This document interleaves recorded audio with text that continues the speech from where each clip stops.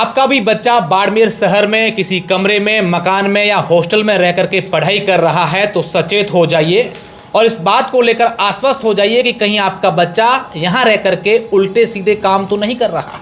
और दूसरी बात, अगर आप किसी भी प्रकार के अवैध मादक पदार्थों की तस्करी में या उपयोग लेने में लिप्त हैं तो 30 नवंबर तक सरेंडर हो जाइए, क्योंकि बाड़मेर के एसपी ने साफ शब्दों में कह दिया है कि 30 नवंबर आपका समय है, उसके बाद पुलिस आपको बख्शेगी नहीं।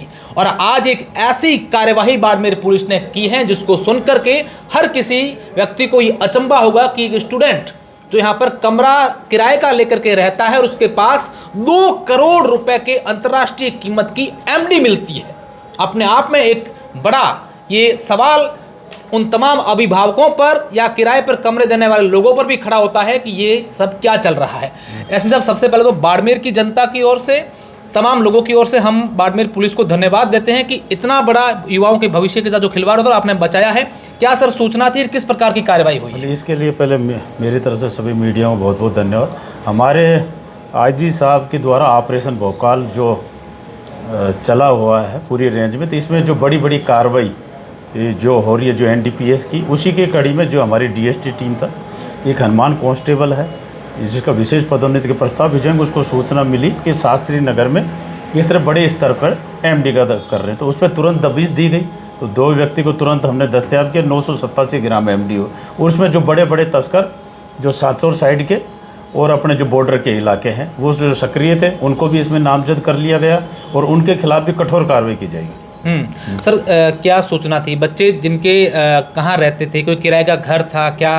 पूरा इसमें क्या मतलब किराए का मकान था, सोनी का मकान शास्त्री नगर में था, मकान मतलब हेमरा सोनी का था। उसमें पढ़ाई के आड़ में किराया लेके कि हम नर्सिंग कर रहे हैं या फार्मिंग कर रहे हैं, उसमें पढ़ाई कर रहे थे। और बिल्कुल एक संगठित तरह से ये बिल्कुल थैली बिना नंबरों के, नंबर प्लेट, आरसी, मोबाइल बंद, पैसे, जो मतलब ऐसा लग रहा था कि एक संगठित तरह से ये धंधा करके जो भी जिसको भी जितनी मात्रा में जो डिमांड चाहिए एनडीपीएस जो एमडी जो अभी नया नशा है इधर का बॉर्डर का, उस हिसाब से वो कार्रवाई कर रहे हैं। सर, 987 ग्राम एमडी मिलना एक बहुत बड़ी बात है। क्या इसकी कीमत होगी अंतर्राष्ट्रीय? बिल्कुल, अब मैं तो इसमें पूरा पुलिस प्रशासन को भी हमने निर्देश दे दिए हैं, क्योंकि पहले की कहीं ना कहीं मतलब ये कोई बड़ी फैक्ट्री की तरफ तो नहीं है भाई। अब हम 5 ग्राम 10 ग्राम एमडी की तरफ नहीं जा रहे। हमारा अब टारगेट है कि कहीं ये तस्कर इस आड़ में कोई बॉर्डर के इलाके में या कहीं फैक्ट्री है या कोई आसपास, जैसे गुजरात राज्य से जो केमिकल आता है वो भी हम तलाशी कर रहे हैं। जो यहाँ अपना सोर्स जो केमिकल आता है, अब पुलिस का भी टारगेट 5 ग्राम 10 ग्राम का नहीं, जो बड़े तस्कर हैं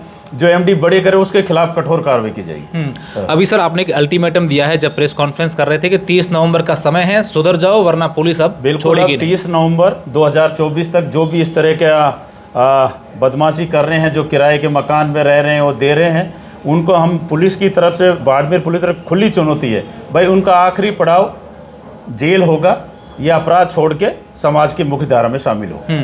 सर, ये एक चिंताजनक विषय है कि बच्चे घरों से परिजनों को कहते हैं हम लोग पढ़ते हैं, बाड़मेर शहर में रहते हैं, किसी भी शहर में, और वहाँ जा करके इस प्रकार के धंधों में लिप्त, ये अपने आप में कितनी बड़ी चिंताजनक बात है और इस पर कैसे अभिभावकों को काम करना चाहिए? मैं तो बिल्कुल परिजनों से भी अपील करता हूँ जो पढ़ाई के आड़ में बाड़मेर शहर रह रहे हैं, हमारे उनको व्हाट्सअप नंबर भी दिया, सब भी दिए हुआ है, कंट्रोल रूम के भी नंबर, उन बच्चों को संभालें। कहीं अपराध की दल में अपना शौक पूरा करने के लिए महंगे कपड़े, महंगे मोबाइल शौक करने के अपराध की दुनिया में नहीं फंस जाए, अपने बच्चों को संभाले।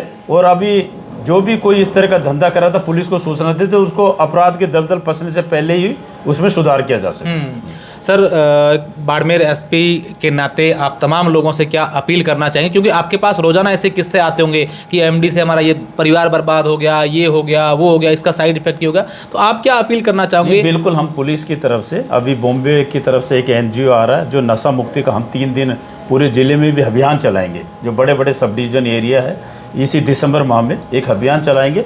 और आदमी मैं ये चाहता हूँ कि जो नशा छोड़ना चाहता है, विल पावर हो तो हर कोई आदमी नशा छोड़ सकता है। जो उसको दिक्कत आ रही है नशा छोड़ने में, हमारी तरफ से जो अभी दिसंबर माह में जो नशा शिविर चलाएगा उसमें उनकी मदद भी कर सकेंगे। निश्चित तौर पर इतिहास गवाह रहा है कि जब किसी ने इस प्रकार के काम किए हैं उनका आखिरी स्थान जेल सलाखों के पीछे ही होता है। और अब तो पुलिस ने खुली चुनौती भी दे दी है कि सुधर जाओ वरना जेल जाओगे। सहयोगी जसवंत है, मैं आपका साथी अशोक शेरा।